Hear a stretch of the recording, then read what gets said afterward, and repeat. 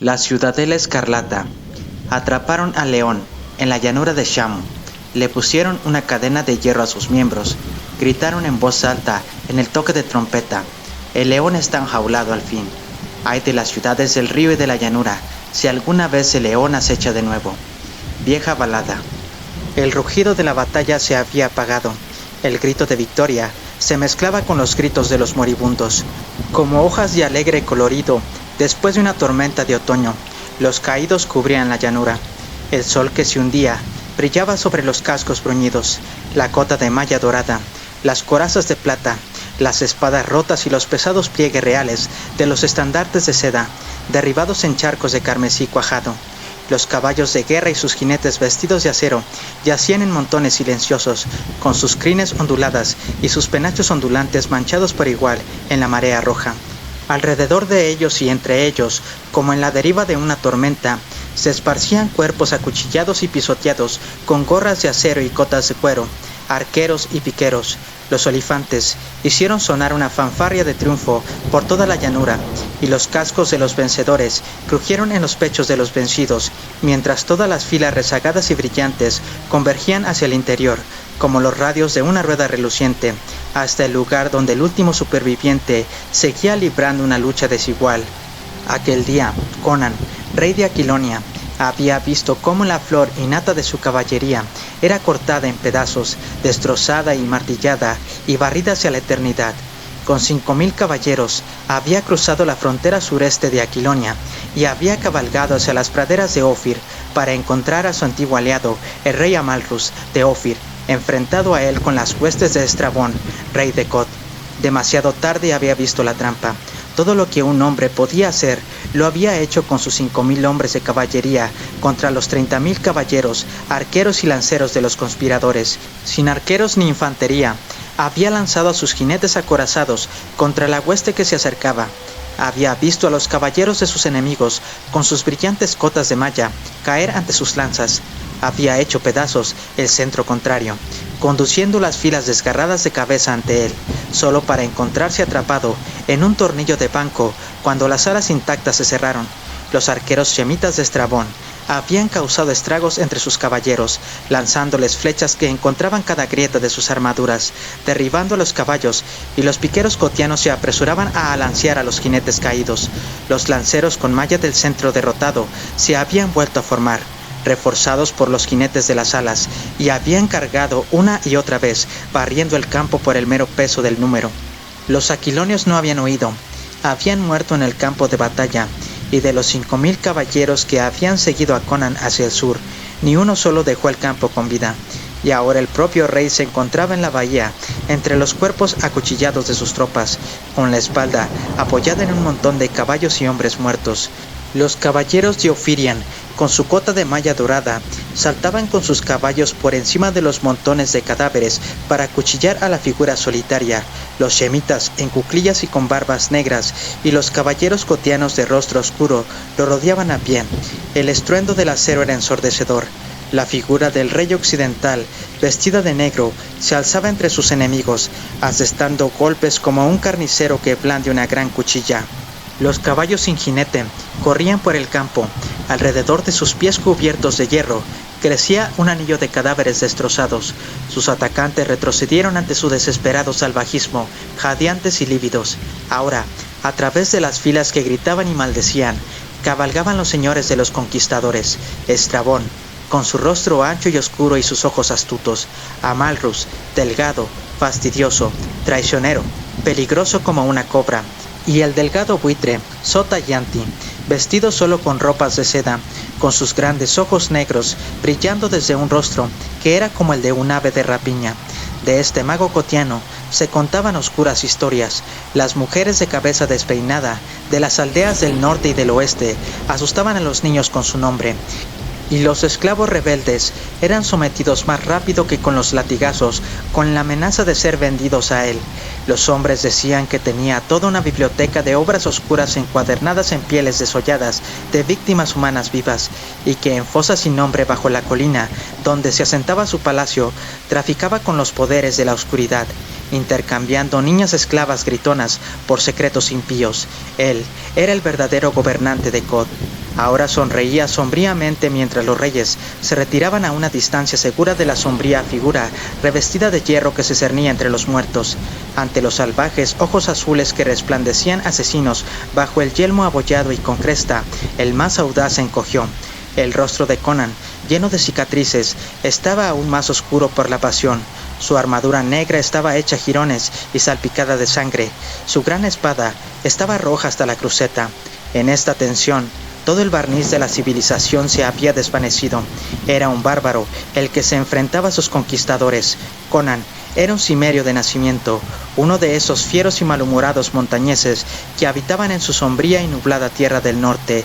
Su saga, que le había llevado al trono de Aquilonia, era la base de todo un ciclo de cuentos de héroes. Así que ahora los reyes se mantuvieron a distancia, y Estrabón llamó a sus arqueros semitas para que soltaran sus flechas contra su enemigo desde la distancia.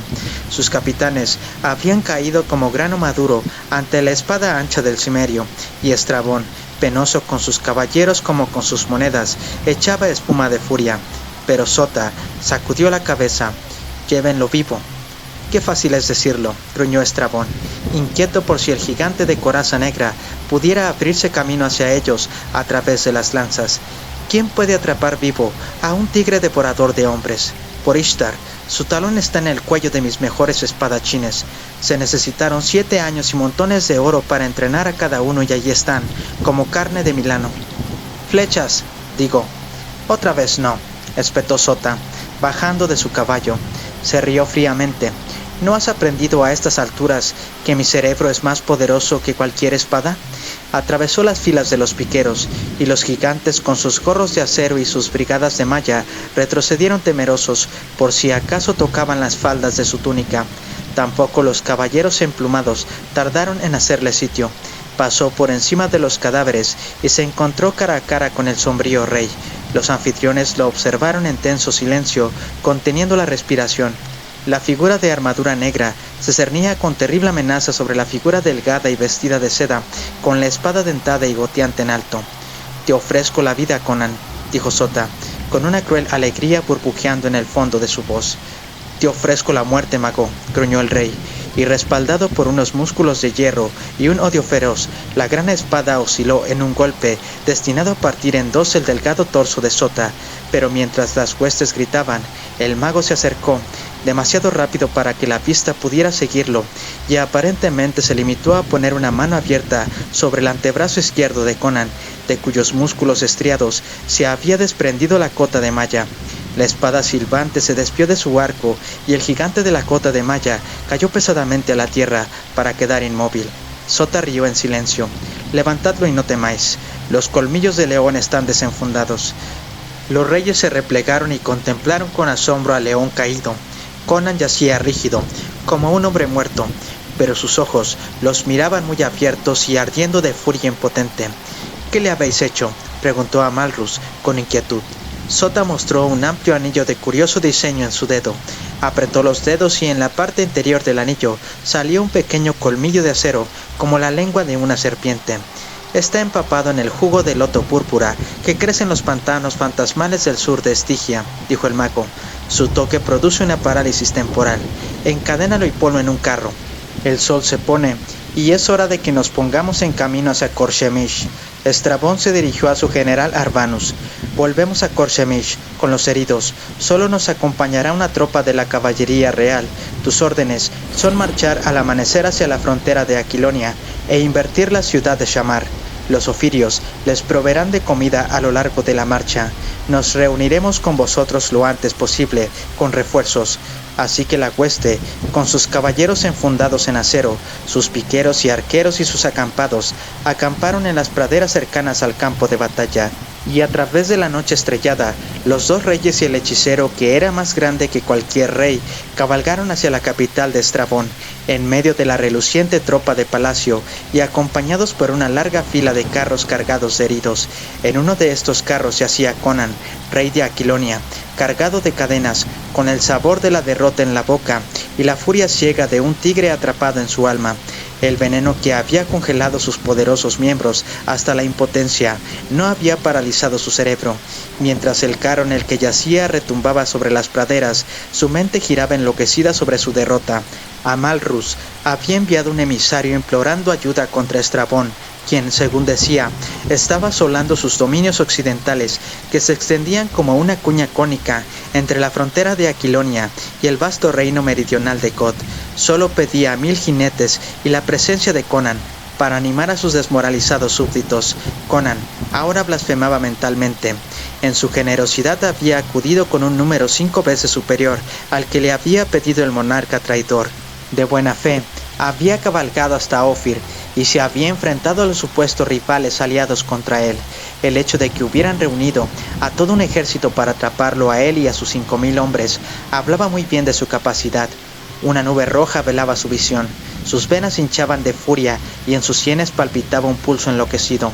En toda su vida no había conocido una ira mayor y más impotente. En rápidas escenas, el espectáculo de su vida pasó fugazmente ante su ojo mental, un panorama en el que se movían figuras sombrías que eran él mismo, en muchas formas y condiciones: un bárbaro vestido de piel, un espadachín mercenario con casco de cuernos y coraza de escamas, un corsario en una galera con púas de dragón que arrastraba una estela carmesí de sangre y pillaje a lo largo de las costas del sur, un capitán de los ejércitos en acero bruñido sobre un corcel negro erguido, un rey en un trono de oro con el estandarte de león fluyendo por encima, y múltiples de cortesanos de alegres colores y damas de rodillas, pero siempre el brinco y el estruendo de la carroza hacían que sus pensamientos volvieran a girar con una monotonía enloquecedora sobre la traición de Amalrus y la brujería de Sota.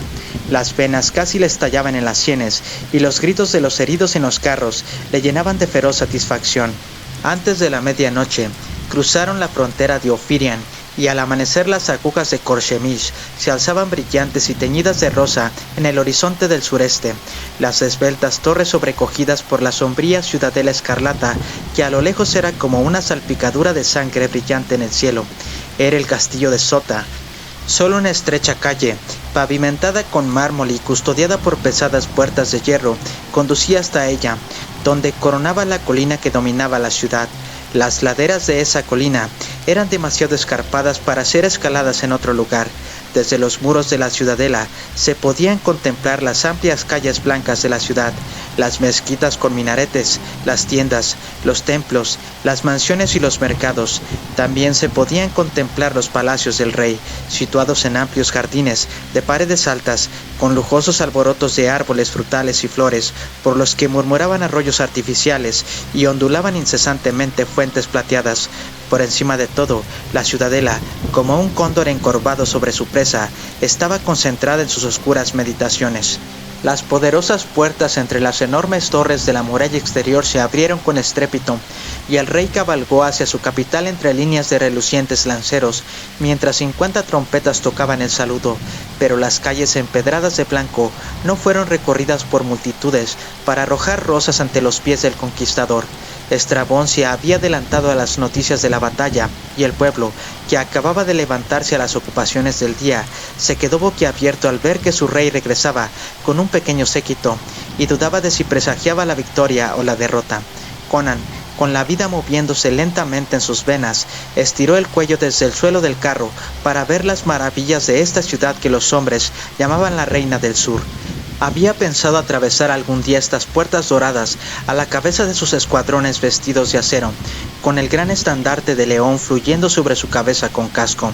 En cambio, entró encadenado, despojado de su armadura y arrojado como un esclavo cautivo en el suelo de bronce del carro de su conquistador. Una risa diabólica de burla se elevó por encima de su furia, pero para los nerviosos soldados que conducían el carro, su risa sonó como el murmullo de un león enardecido. Cáscara reluciente de una mentira gastada, fábula de derecho divino. Vosotros ganasteis vuestras coronas por herencia, pero la sangre fue el precio de la mía. El trono que gané con sangre y sudor, por Crom, no lo venderé por la promesa de valles llenos de oro, o la amenaza de los salones del infierno. El camino de los reyes. En la ciudadela, en una cámara con un techo abovedado de azabache tallado y los arcos calados de las puertas brillando con extrañas joyas oscuras, se celebró un extraño cónclave. Conan de Aquilonia, con la sangre de las heridas no vendadas cubriendo sus enormes miembros, se enfrentó a sus captores. A ambos lados de él había una docena de gigantes negros, empuñando sus largas hachas. Frente a él se encontraba Sota, y en los divanes descansaban Estrabón y Amalrus, en sus sedas y oro, relucientes de joyas, con los esclavos desnudos a su lado, sirviendo vino en copas talladas en un solo zafiro. En fuerte contraste estaba Conan, sombrío, manchado de sangre, desnudo salvo por un taparrabos, con grilletes en sus poderosos miembros, sus ojos azules brillando bajo la enmarañada melena negra que caía sobre su baja y amplia frente. Dominaba la escena, convirtiendo en oropel la pompa de los conquistadores por la pura vitalidad de su personalidad elemental, y los reyes en su orgullo y esplendor eran conscientes de ello cada uno en su corazón secreto, y no estaban tranquilos. Solo Sota no se inquietó. Nuestros deseos se han expresado rápidamente, rey de Aquilonia, dijo Sota. Es nuestro deseo extender nuestro imperio. Y así queréis ensuciar mi reino, roncó Conan.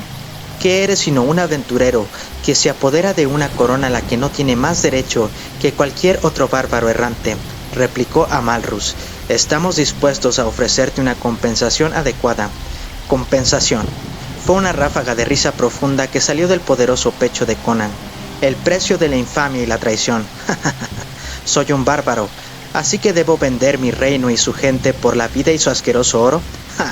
¿Cómo llegaste a tu corona tú y ese cerdo de cara negra a tu lado? Tus padres lucharon y sufrieron, y te entregaron sus coronas en bandejas de oro. Lo que has heredado sin mover un dedo, excepto para envenenar a algunos hermanos, lo he conseguido yo. Os sentáis en el raso y engullís el vino por el que el pueblo suda, y habláis de derechos divinos de soberanía. Bah, yo escalé desde el abismo de la barbarie desnuda hasta el trono, y en esa escalada derramé mi sangre tan libremente como derramé la de otros. Si alguno de nosotros tiene derecho a gobernar a los hombres, por Crom soy yo. ¿Cómo habéis demostrado ser mis superiores? Encontré a Aquilonia en las garras de un cerdo como tú, que trazó su genealogía durante 1000 años. La tierra se desgarró con las guerras de los varones, y el pueblo gritó bajo la opresión y los impuestos. Hoy, ningún noble Aquilón se atreve a maltratar al más humilde de mis súbditos, y los impuestos del pueblo son más livianos que en cualquier otra parte del mundo. ¿Qué hay de ti? Tu hermano, Amalrus, posee la mitad oriental de tu reino y te desafía. Y tú, Estrabón, tus soldados están incluso ahora asediando los castillos de una docena o más de varones rebeldes. El pueblo de tus dos reinos está aplastado en la tierra por impuestos y gravámenes tiránicos. Y tú quieres saquear el mío. ¡Ja! Libera mis manos y barnizar este suelo con tus sesos. Sota sonrió sombríamente al ver la rabia de sus compañeros del rey. Todo esto, aunque sea cierto, no viene al caso. Nuestros planes no son de tu incumbencia. Vuestra responsabilidad termina cuando firmáis este pergamino, que es una abdicación a favor del príncipe Arpello de Pegia. Te daremos armas y caballos y 5000 lunas de oro, y te escoltaremos hasta la frontera oriental, dejándome a la deriva, donde estaba cuando cabalgué hacia Aquilonia, para tomar servicio en sus ejércitos, excepto que con la carga añadida del nombre de un traidor. La risa de Conan fue como el profundo y corto ladrido de un lobo maderero. Arpello, He tenido sospechas de ese carnicero de Pegia. Ni siquiera puede robar y saquear con franqueza y honestidad, sino que debe tener una excusa aunque sea delgada. Arpello reclama un rastro de sangre real, así que lo usas como excusa para robar y como sátrapa para gobernar. Antes, te veré en el infierno. Eres un tonto, exclamó Amalrus. Estás en nuestras manos y podemos tomar tanto la corona como la vida a nuestro antojo.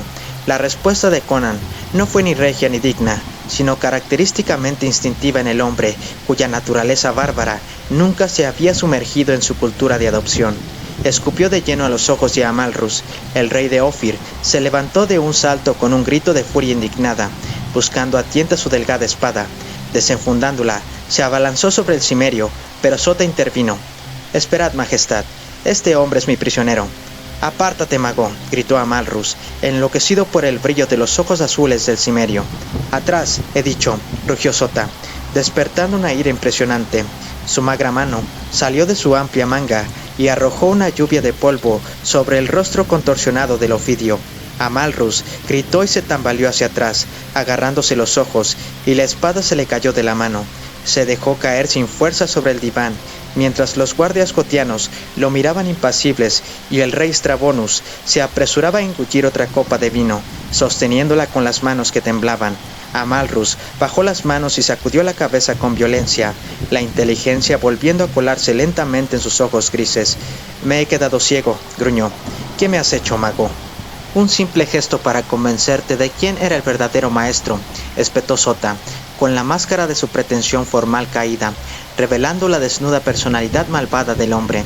«Stravonus ha aprendido su lección. Deja que tú aprendas la tuya. No fue más que un polvo que encontré en una tumba estigia lo que arrojé a tus ojos. Si vuelvo a quitarles la vista, te dejaré que andes a tientas en la oscuridad por el resto de tu vida». Amalrus se encogió de hombros, sonrió caprichosamente y cogió una copa, disimulando su miedo y su furia. Un diplomático pulido se apresuró a recuperar su aplomo. Sota se volvió hacia Conan, que había permanecido imperturbable durante el episodio. Ante el gesto del mago, los negros sujetaron a su prisionero y lo hicieron marchar detrás de Sota, quien lo condujo fuera de la cámara, a través de una puerta arqueada, hacia un corredor sinuoso, cuyo suelo era de mosaicos multicolores, cuyas paredes tenían incrustaciones de tejido de oro y plata, y de cuyo techo arqueado y calado pendían incensarios de oro que llenaban el corredor de nubes perfumadas de ensueño. Giraron por un pasillo más pequeño, hecho en azabache y jade negro, lúgubre y horrible, que terminaba en una puerta de latón, sobre cuyo arco una calavera humana sonreía horriblemente. En esta puerta se encontraba una figura acorde y repelente, colgando un manojo de llaves. El eunuco, jefe de Sota, Shukeli, del que se susurraban historias espeluznantes, un hombre en el que una bestial lujuria por la tortura sustituía las pasiones humanas normales. La puerta de bronce daba paso a una estrecha escalera que parecía descender hasta las mismas entrañas de la colina sobre la que se levantaba la ciudadela. Por estas escaleras bajó la banda, para detenerse al fin en una puerta de hierro, cuya fuerza parecía innecesaria. Evidentemente, no se abría al aire libre, pero estaba construida como si pudiera resistir los embates de mangoneles y carneros. Shukeli la abrió, y mientras hacía retroceder el pesado portal, Conan notó la evidente inquietud entre los gigantes negros que lo custodiaban. Tampoco Shukeli parecía del todo desprovisto de nerviosismo mientras miraba la oscuridad del otro lado. Dentro de la gran puerta había una segunda barrera, compuesta por pesados barrotes de acero. Estaba sujeta por un ingenioso cerrojo que no tenía cerradura y que solo podía accionarse desde el exterior. Este cerrojo salió disparado hacia atrás. La reja se deslizó hacia la pared. Pasaron a través de ella y entraron en un amplio corredor, cuyo suelo, paredes y techo arqueado parecían estar tallados en piedra maciza. Conan sabía que estaba muy bajo tierra, incluso debajo de la propia colina. La oscuridad presionaba las antorchas de los guardias como algo animado y sensible. Hicieron que el rey se aferrara a un anillo en la pared de piedra. Encima de su cabeza, en un nicho de la pared, colocaron una antorcha, de modo que quedó en un tenue semicírculo de luz. Los negros estaban ansiosos por irse, murmuraban entre ellos y lanzaban miradas temerosas a la oscuridad. Sota les hizo un gesto para que salieran, y salieron por la puerta a trompicones, como si temieran que la oscuridad tomara forma tangible y saltara sobre sus espaldas. Sota se volvió hacia Conan, y el rey notó con inquietud que los ojos del mago brillaban en la penumbra, y que sus dientes se parecían mucho a los colmillos de un lobo, brillando blanquecinos en las sombras. «Y así, adiós, bárbaro», se burló el hechicero. «Debo cabalgar hacia Shamar y el asedio. En 10 días estaré en tu palacio de Tamar con mis guerreros.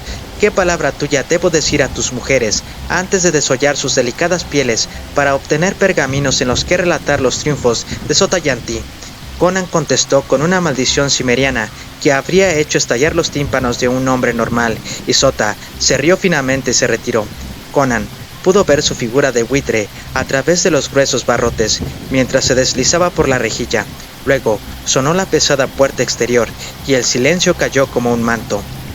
El león atravesó los salones del infierno. A través de su camino cayeron sombrías sombras de muchas formas sin nombre, monstruos con las mandíbulas abiertas. La oscuridad se estremeció con gritos y alaridos cuando el león acechó a través de los salones del infierno. Vieja balada. El rey Conan probó el anillo en la pared y la cadena que lo ataba. Sus miembros estaban libres, pero sabía que sus grilletes superaban incluso su fuerza de hierro. Los eslabones de la cadena eran tan gruesos como su pulgar, y estaban sujetos a una banda de acero alrededor de su cintura, una banda ancha como su mano y de media pulgada de espesor. El mero peso de sus grilletes habría matado de cansancio a un hombre menor. Las cerraduras que sujetaban la banda y la cadena eran enormes, que difícilmente habrían podido ser abatidas por un mazo. En cuanto a la argolla, evidentemente atravesó la pared y quedó sujeta al otro lado. Conan maldijo, y el pánico se apoderó de él, mientras miraba la oscuridad que presionaba el semicírculo de luz. Todo el temor supersticioso del bárbaro dormía en su alma, sin ser tocado por la lógica civilizada. Su imaginación primitiva poblaba la oscuridad subterránea con formas espeluznantes. Además, su razón le decía que no había sido colocado allí simplemente para ser confinado. Sus captores no tenían ninguna razón para perdonarle. Le habían metido en esas fosas para una condena definitiva. Se maldijo a sí mismo por haber rechazado su oferta, incluso cuando su testaruda hombría se rebelaba ante esa idea y sabía que si lo sacaban y le daban otra oportunidad, su respuesta sería la misma. No vendería a sus súbditos al carnicero y, sin embargo, había tomado el reino sin pensar en el beneficio de nadie más que en el suyo propio. Así de sutil es el instinto de responsabilidad soberana que entra a veces incluso en un saqueador con las manos en la masa. Conan pensó en la última y abominable amenaza de Sota y gimió con una furia enfermiza, sabiendo que no era un alarde en vano. Los hombres y las mujeres no eran para el mago más que el insecto que se retuerce para el científico. Las suaves manos blancas que lo habían acariciado, los labios rojos que se habían apretado contra los suyos, los delicados pechos blancos que se habían estremecido ante sus calientes y feroces besos para ser despojados de su delicada piel, blanca como el marfil y rosada como los jóvenes pétalos. De los labios de Conan estalló un grito tan espantoso e inhumano en su loca furia que un oyente se habría quedado mirando con horror al saber que salía de una garganta humana. El eco estremecedor le hizo sobresaltarse y le hizo recordar su propia situación al rey. Miró con temor la penumbra exterior y pensó en las espeluznantes historias que había escuchado sobre la crueldad nigromántica de Sota, y fue con una sensación gélida por su columna vertebral que se dio cuenta de que estos debían ser los mismos salones del terror, nombrados en la estremecedora leyenda, los túneles y mazmorras donde Sota realizaba horribles experimentos con seres humanos, bestiales y, según se susurraba, demoníacos, manipulando blasfemamente los elementos básicos desnudos de la vida misma. Se rumoreaba que el poeta loco Rinaldo había visitado estas fosas y que el mago le había mostrado los horrores y que las monstruosidades sin nombre que insinuó en su horrible poema, La canción de la fosa, no eran meras fantasías de un cerebro desordenado. Ese cerebro se había convertido en polvo bajo el hacha de batalla de Conan, la noche en que el rey luchó por su vida con los asesinos que el loco rimador había conducido al palacio traicionado, pero las estremecedoras palabras de esa espeluznante canción aún resonaban en los oídos del rey mientras permanecía allí encadenado. Incluso con este pensamiento, el cimerio se quedó helado por un suave crujido que helaba la sangre en su implicación. Se tensó en una actitud de escucha, dolorosa en su intensidad. Una mano helada le acarició la columna vertebral. Era el sonido inconfundible de las escamas flexibles deslizándose suavemente sobre la piedra. Un sudor frío le recorrió la piel cuando, más allá del anillo de luz tenue, vio una forma vaga y colosal, espantosa incluso en su indistinción. Se erguía, balanceándose ligeramente, y unos ojos amarillos lo miraban con frialdad desde las sombras. Lentamente, una enorme y horrible cabeza en forma de cuña tomó forma ante sus ojos dilatados, y desde la oscuridad resumaba, en serpentinas escamosas, el máximo horror del desarrollo reptil. Era una serpiente que empequeñecía todas las ideas anteriores de Conan sobre las serpientes. Se extendía a pies desde su cola puntiaguda hasta su cabeza triangular, que era más grande que la de un caballo. En la penumbra, sus escamas brillaban fríamente, blancas como la escarcha. Seguramente este reptil había nacido y crecido en la oscuridad, y sin embargo, sus ojos estaban llenos de maldad y de una visión segura. Enroscó sus titánicas espirales frente al cautivo, y la gran cabeza del cuello arqueado se balanceó a pocos centímetros de su cara. Su lengua bífida casi le rozó los labios al entrar y salir, y su fétido olor le hizo sentir náuseas. Los grandes ojos amarillos se clavaron en los suyos, y Conan le devolvió la mirada de un lobo atrapado. Luchó contra el loco impulso de agarrar el gran cuello arqueado con sus manos desgarradas. Con una fuerza superior a la del hombre civilizado, había roto el cuello de una pitón en una diabólica batalla en la costa de Estigia, en sus días de corsario. Pero este reptil era venenoso. Vio los grandes colmillos, de un pie de largo, curvados como cimitarras. De ellos goteaba un líquido incoloro que instintivamente supo que era la muerte. Podría aplastar aquel cráneo en forma de cuña con un desesperado puño cerrado, pero sabía que a la primera insinuación de movimiento, el monstruo golpearía como un rayo. No fue por ningún proceso de razonamiento lógico, por lo que Conan permaneció inmóvil, ya que la razón podría haberle dicho, ya que estaba condenado de todos modos, que incitar a la serpiente a golpear y acabar con ella. Fue el ciego y negro instinto de conservación el que lo mantuvo rígido como una estatua de hierro. Ahora, el gran reptil se erguía, y la cabeza se alzaba por encima de la suya, mientras el monstruo investigaba la antorcha. Una gota de veneno cayó sobre su muslo desnudo, y su sensación fue como una daga al rojo vivo clavada en su carne. Chorros rojos de agonía se dispararon a través del cerebro de Conan, y sin embargo se mantuvo inamovible. Ni la contracción de un músculo, ni el parpadeo de una pestaña, delataron el dolor de la herida que dejó una cicatriz que llevó hasta el día de su muerte. La serpiente se balanceaba por encima de él, como si tratara de averiguar si en verdad había vida en aquella figura que permanecía tan inmóvil como la muerte. Entonces, inesperadamente, la puerta exterior, casi invisible en las sombras, sonó estridentemente. La serpiente, tan desconfiada como todas las de su especie, se giró con una rapidez increíble para su tamaño y desapareció con un largo deslizamiento por el pasillo. La puerta se abrió y permaneció abierta. La reja se retiró y una enorme figura oscura quedó enmarcada en el resplandor de las antorchas del exterior. La figura se deslizó hacia adentro, tirando de la rejilla parcialmente hacia atrás, dejando el cerrojo preparado.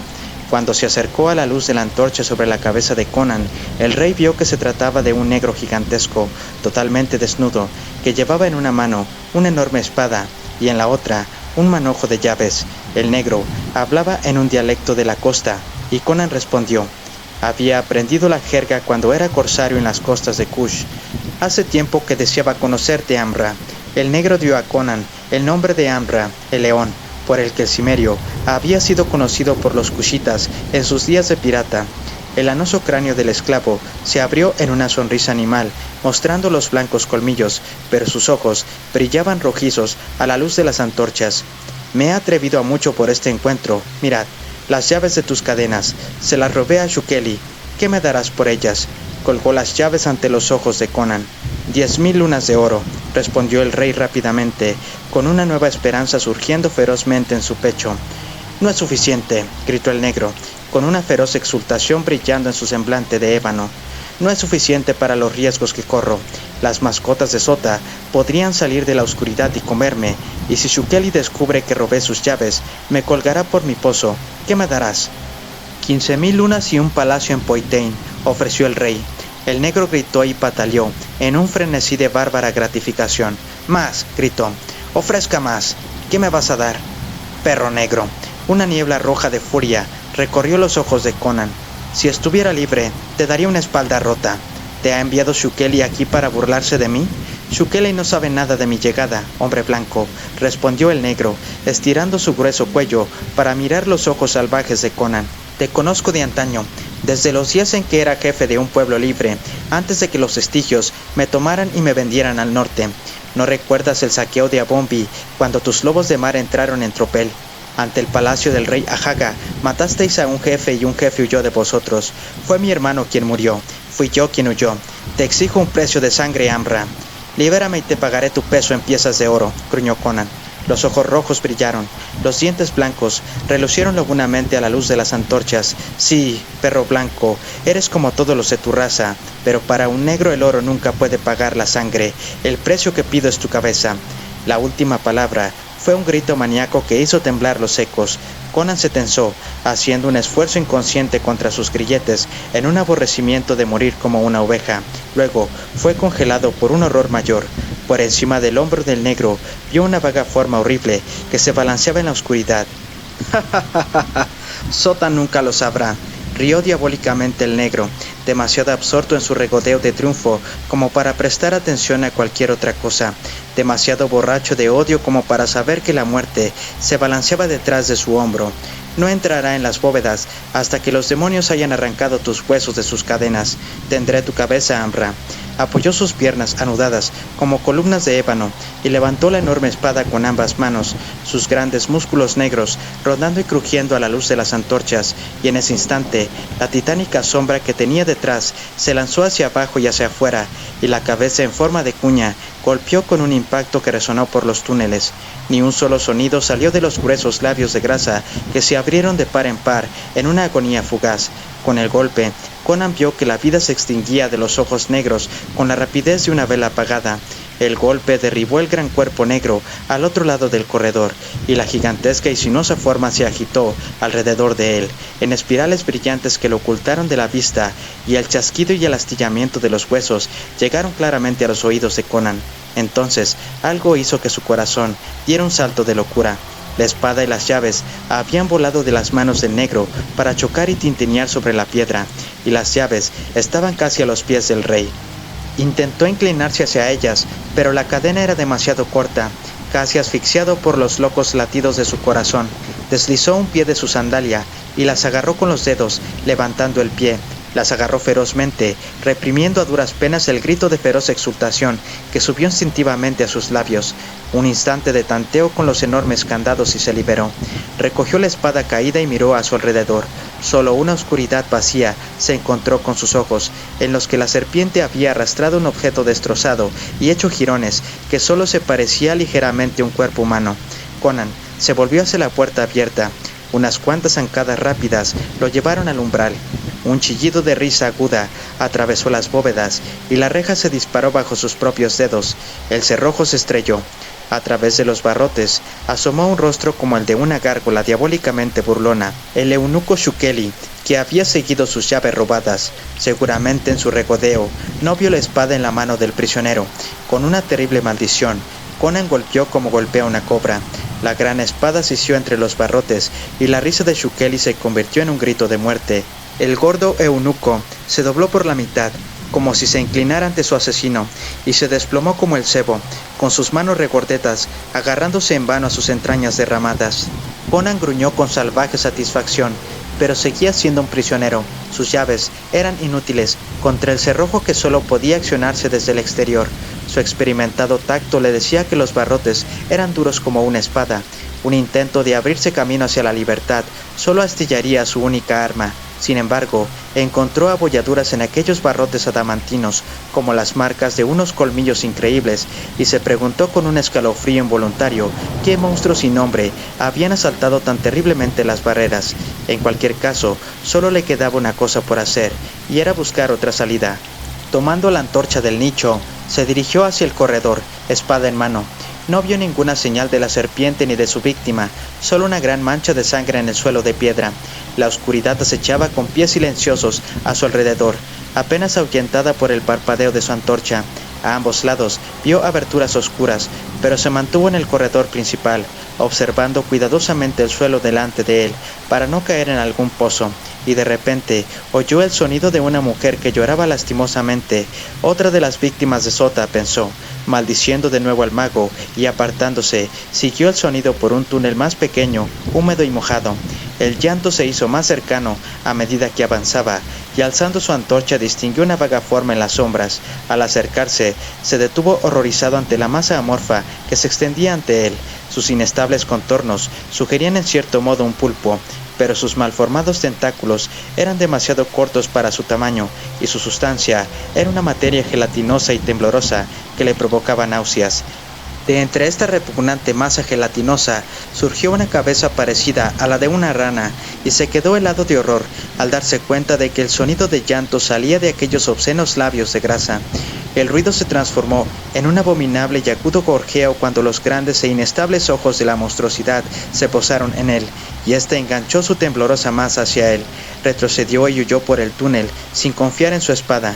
La criatura podía estar compuesta de materia terrestre, pero le estremecía el alma al mirarla, y dudaba del poder de las armas hechas por el hombre para dañarla.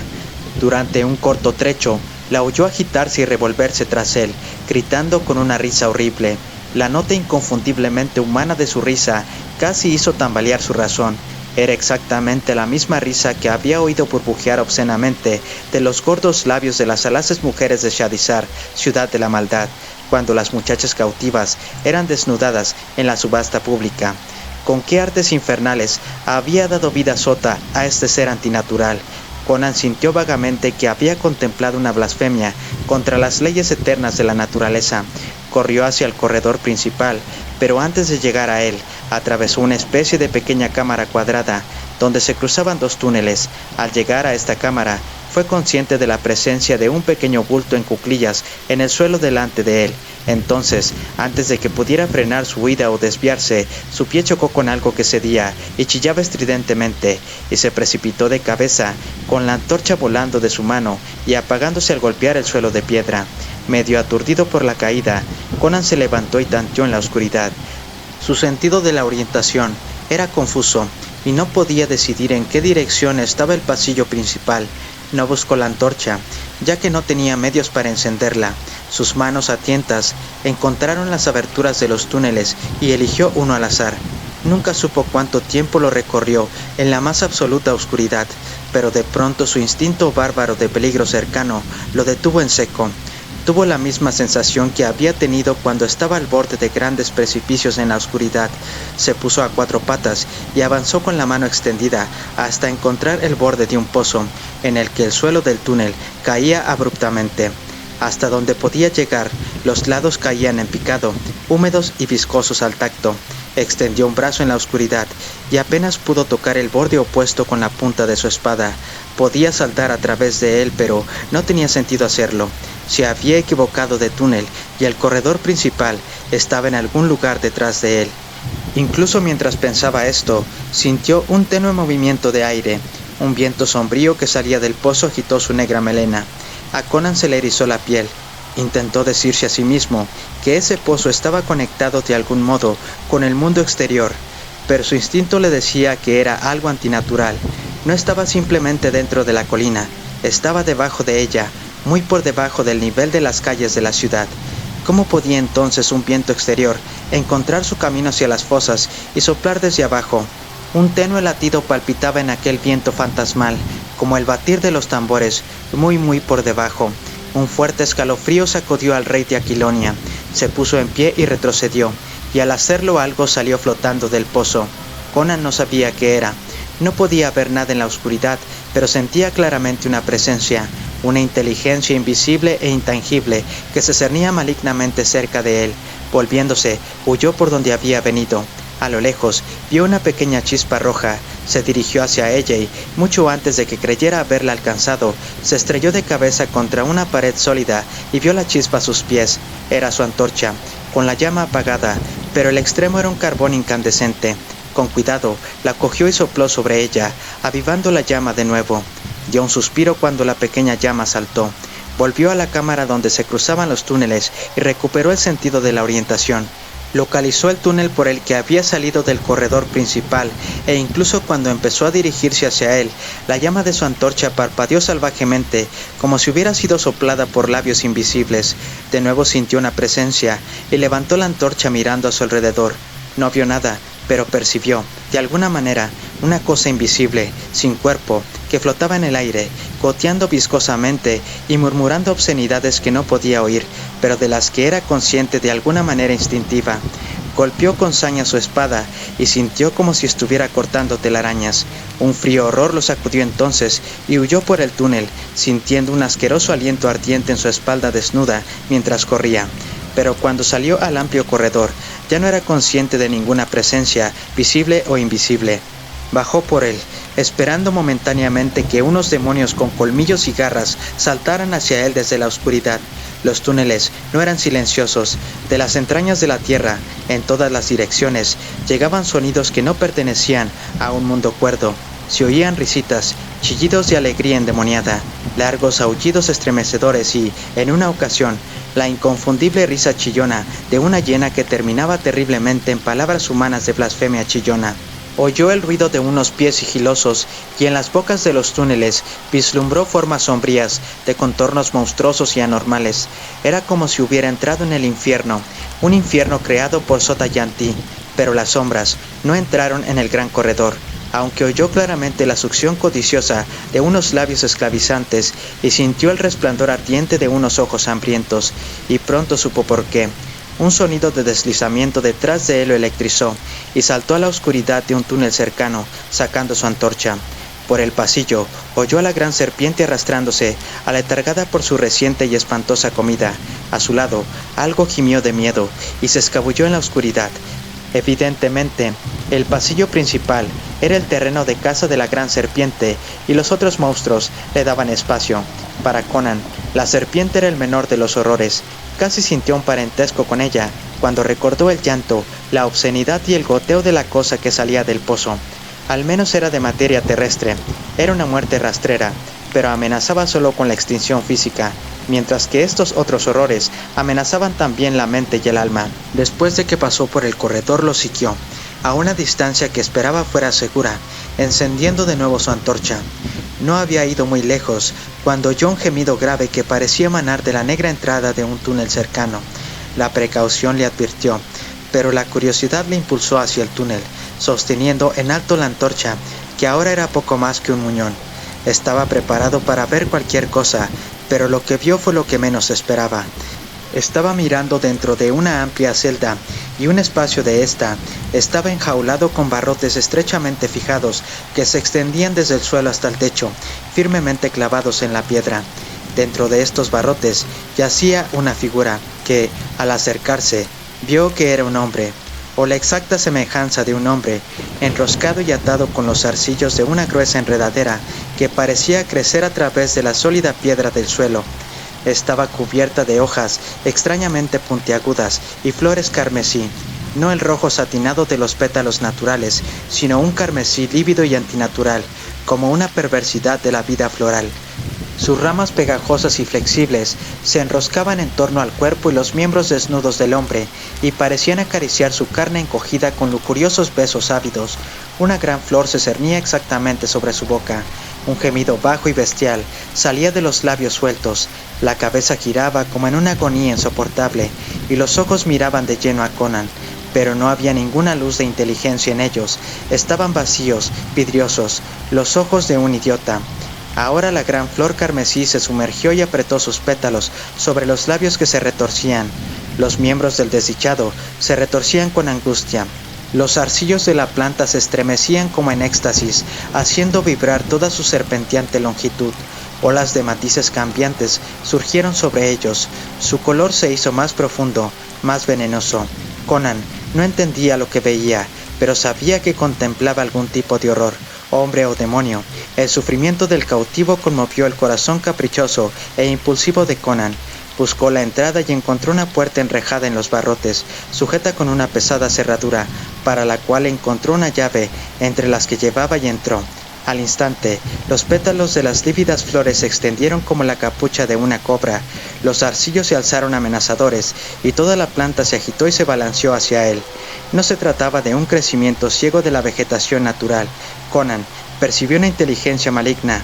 La planta podía verle, y sintió que su odio emanaba de ella en ondas casi tangibles. Acercándose cautelosamente, marcó el tallo de la raíz, un tallo repulsivamente flexible, más grueso que su muslo, e incluso, mientras los largos zarcillos se arqueaban hacia él, con un traqueteo de hojas y siseos, blandió su espada y cortó el tallo de un solo golpe. Al instante, el desdichado en sus garras fue arrojado violentamente a un lado, mientras la gran enredadera se azotó y anudó, como una serpiente decapitada, enrollándose en una enorme bola irregular.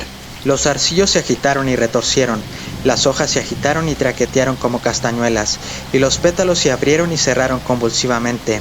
Luego, toda la planta se enderezó sin fuerzas, los colores vivos palidecieron y se atenuaron, y un apestoso líquido blanco resumó del muñón cortado. Conan se quedó mirando, embelesado. Entonces, un sonido le hizo volver en sí, con la espada en alto. El hombre liberado estaba de pie observándolo. Conan se quedó boquiabierto. Los ojos del rostro desgastado ya no eran inexpresivos, oscuros y meditabundos, estaban llenos de inteligencia, y la expresión de imbecilidad había desaparecido del rostro como una máscara. La cabeza era estrecha y bien formada, con una frente alta y espléndida. Toda la complexión del hombre era aristocrática, lo que se manifestaba tanto en su alta y esbelta estructura como en sus pies y manos pequeñas y recortadas. Sus primeras palabras fueron extrañas y sorprendentes. «¿En qué año estamos?», preguntó, hablando en gótico.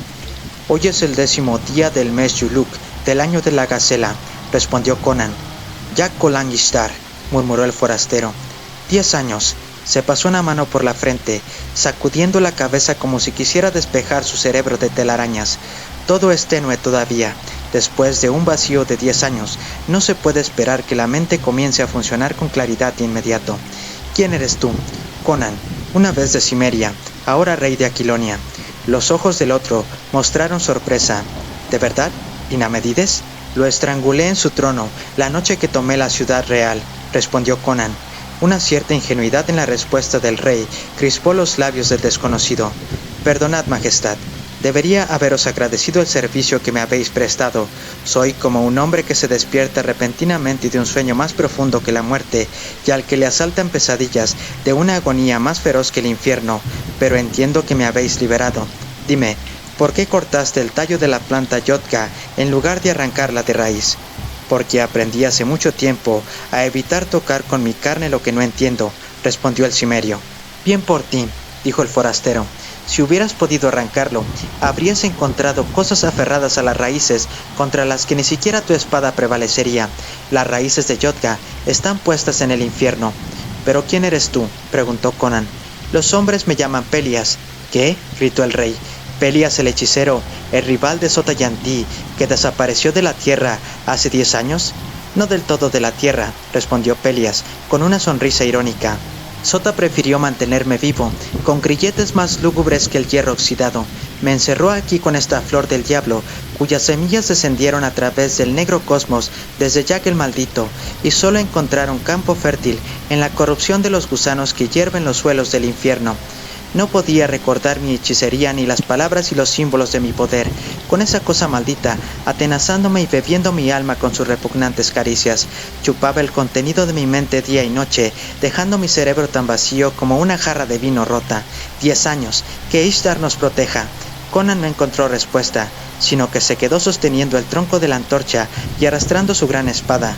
Seguramente el hombre estaba loco, pero no había locura en los ojos oscuros que se posaban tan tranquilamente sobre él.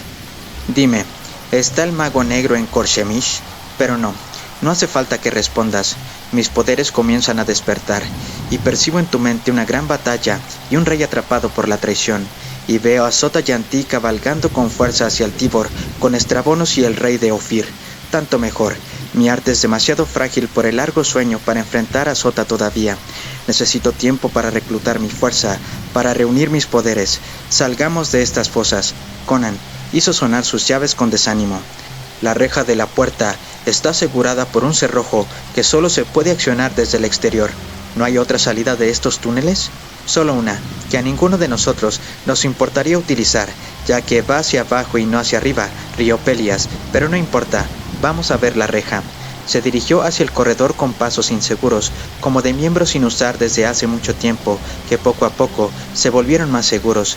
Mientras lo seguía, Conan comentó con inquietud: «Hay una maldita serpiente grande que se arrastra por este túnel. Tengamos cuidado, no sea que nos metamos en su boca». «Lo recuerdo de antaño», respondió Pelias con tristeza, «sobre todo porque me vi obligado a mirar mientras 10 de mis acólitos se alimentaban de él. Es Sata, el viejo, la más importante de las mascotas de Sota». «¿Cavó Sota estas fosas sin otra razón que la de albergar a sus monstruosidades malditas?», preguntó Conan. Cuando se fundó la ciudad hace 3000 años, había ruinas de una ciudad anterior en esta colina y sus alrededores. El rey Cosus V, el fundador, construyó su palacio en la colina y cavando sótanos bajo ella, dio con una puerta tapiada que rompió y descubrió los pozos, que eran más o menos como los vemos ahora. Pero su gran visir tuvo un final tan espeluznante en ellos que Cosus, asustado, volvió a tapiar la entrada. Dijo que el visir se cayó a un pozo, pero hizo rellenar los sótanos, y más tarde abandonó el propio palacio y se construyó otro en los suburbios, del que huyó despavorido al descubrir una mañana un moho negro esparcido por el suelo de mármol de su palacio. Entonces partió con toda su corte hacia el extremo oriental del reino y construyó una nueva ciudad. El palacio de la colina no se utilizó y cayó en ruinas. Cuando Akuto I revivió las glorias perdidas de Korshemish, construyó allí una fortaleza. A Sota Yanti le quedaba remontar la ciudadela escarlata y abrir de nuevo el camino a las fosas. Sea cual sea el destino que le deparó al gran visir de Cosus, Sota lo evitó. No cayó en ningún pozo, aunque sí descendió a un pozo que encontró, y salió con una extraña expresión que desde entonces no ha abandonado sus ojos. He visto ese pozo, pero no me interesa buscar en él la sabiduría. Soy un hechicero, y más viejo de lo que los hombres cuentan, pero soy humano. En cuanto a Sota, los hombres dicen que una bailarina de Shadizar durmió demasiado cerca de las ruinas prehumanas de la colina de Dagot y despertó en las garras de un demonio negro. De esa impía unión surgió un híbrido maldito que los hombres llaman Sota Yanti. Conan gritó con fuerza y retrocedió, empujando a su compañero hacia atrás. Ante ellos se alzó la gran forma blanca y brillante de Sata, con un odio eterno en sus ojos. Conan se preparó para un ataque berserker, para clavar el pabilo en ese rostro diabólico y lanzar su vida en un golpe de espada. Pero la serpiente no le miraba. Miraba por encima del hombro al hombre llamado Pelias, que estaba de pie con los brazos cruzados sonriendo, y en los grandes y fríos ojos amarillos se apagó lentamente el odio en un brillo de puro miedo, la única vez que Conan vio una expresión así en los ojos de un reptil. Con un remolino como el barrido de un viento fuerte, la gran serpiente desapareció. ¿Qué vio para asustarlo?, preguntó Conan, mirando a su compañero con inquietud. La gente con escamas ve lo que escapa al ojo mortal, respondió Pelias crípticamente. Tú ves mi apariencia carnal, él vio mi alma desnuda. Un hilillo de hielo perturbó la columna vertebral de Conan y se preguntó si, después de todo, Pelias era un hombre o simplemente otro demonio de las fosas con una máscara de humanidad. Contempló la conveniencia de atravesar con su espada la espalda de su compañero sin más dudas, pero mientras reflexionaba, llegaron a la reja de acero, grabada en negro por las antorchas del otro lado, y al cuerpo de Shukeli, que seguía desplomado contra los barrotes en una maraña cuajada de carmesí. Pelias se rió, y su risa no era agradable de escuchar. Por las caderas de marfil de Ishtar, ¿quién es nuestro portero? He aquí que es nada menos que el noble Shukeli, que colgó a mis jóvenes por los pies y los desolló entre chillidos de risa. ¿Duermes, Shukeli? ¿Por qué yaces tan rígido, con tu gordo vientre hundido como el de un cerdo vestido? Está muerto, murmuró Conan, malhumorado al escuchar estas salvajes palabras. ¿Vivo o muerto? Rió Pelias. Nos abrirá la puerta. Dio una fuerte palmada y gritó. Levántate, Shukeli, levántate del infierno y levántate del suelo ensangrentado y abre la puerta a tus amos. Levántate, te digo. Un horrible gemido reverberó por las bóvedas. A Conan se le pusieron los pelos de punta y sintió que un sudor húmedo le empapaba la piel. El cuerpo de Shukeli se agitaba y se movía, con tanteos infantiles de las gordas manos. La risa de Pelias fue despiadada como un hacha de pedernal, mientras la forma del eunuco se tambaleaba, aferrándose a los barrotes de la reja. Conan, al mirarlo, sintió que su sangre se convertía en hielo y que la médula de sus huesos se hacía agua, porque los ojos de Shukeli, muy abiertos, estaban vidriosos y vacíos, y del gran corte en su vientre, sus entrañas colgaban sin fuerza hacia el suelo. Los pies del eunuco tropezaban entre sus entrañas mientras trabajaba con el cerrojo, moviéndose como un autómata sin cerebro. Cuando se despertó por primera vez, Conan pensó que, por una increíble casualidad, el eunuco estaba vivo, pero el hombre estaba muerto, llevaba horas muerto.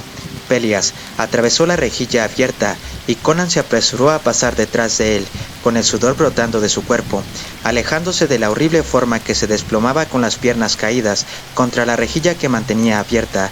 Pelias pasó sin mirar atrás, y Conan lo siguió, presa de la pesadilla y la náusea. No había dado ni media docena de pasos cuando un ruido sordo le hizo volver en sí. El cadáver de Shukeli yacía sin fuerzas al pie de la reja. Su tarea está cumplida, y el infierno vuelve a abrirse para él, comentó Pelias amablemente, tratando de no notar el fuerte escalofrío que sacudió la poderosa estructura de Conan. Subió las largas escaleras y atravesó la puerta de bronce con la corona de calaveras que había en la parte superior. Conan empuñó su espada, esperando una avalancha de esclavos, pero el silencio se apoderó de la ciudadela. Atravesaron el corredor negro y llegaron a aquel en el que los incensarios se balanceaban despidiendo su eterno incienso. Todavía no vieron a nadie. Los esclavos y los soldados están acuartelados en otra parte de la ciudadela, comentó Pelias. Esta noche, al estar su amo ausente, sin duda yacen ebrios de vino o jugo de loto.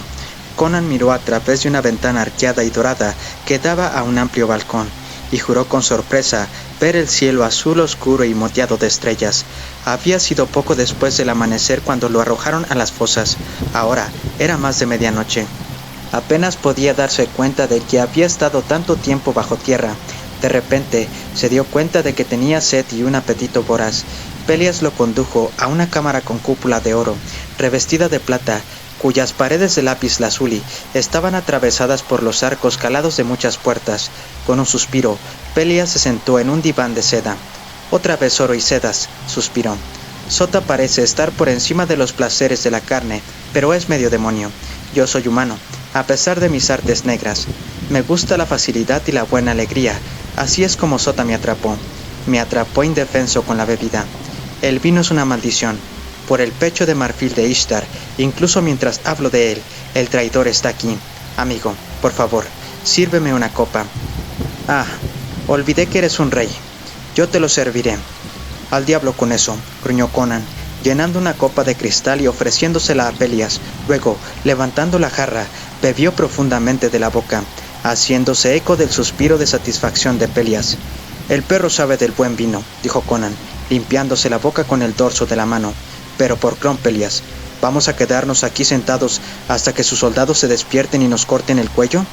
«No hay que temer», respondió Pelias. «¿Quieres ver cómo se mantiene la fortuna con Estrabonus?»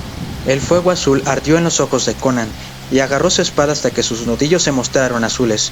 «Oh, estar a punta de espada con él», retumbó. Pelias levantó un gran globo brillante de una mesa de ébano. «El cristal de Sota, un juguete infantil pero útil cuando falta tiempo para la ciencia superior. Mirad, majestad». Lo puso sobre la mesa, ante los ojos de Conan. El rey miró hacia unas profundidades nubladas que se profundizaron y expandieron. Lentamente las imágenes se cristalizaron de la niebla y las sombras. Estaba mirando un paisaje familiar. Amplias llanuras se extendían hasta un ancho y sinuoso río, más allá del cual las tierras llanas ascendían rápidamente hacia un laberinto de colinas bajas. En la orilla norte del río se encontraba una ciudad amurallada, custodiada por un foso conectado en cada extremo con el río. «Por Crom», jaculó Conan. «Es Shamar. Los perros la asedian». Los invasores habían cruzado el río. Sus pabellones se alzaban en la estrecha llanura, entre la ciudad y las colinas. Sus guerreros se arremolinaban en torno a las murallas, con sus cotas de malla brillando pálidamente bajo la luna. Las flechas y las piedras llovían sobre ellos desde las torres y se tambaleaban hacia atrás, pero volvían a avanzar. Mientras Conan maldecía, la escena cambió. Altas agujas y relucientes cúpulas se alzaban en la niebla, y él miró a su propia capital de Tamar, donde todo era confusión.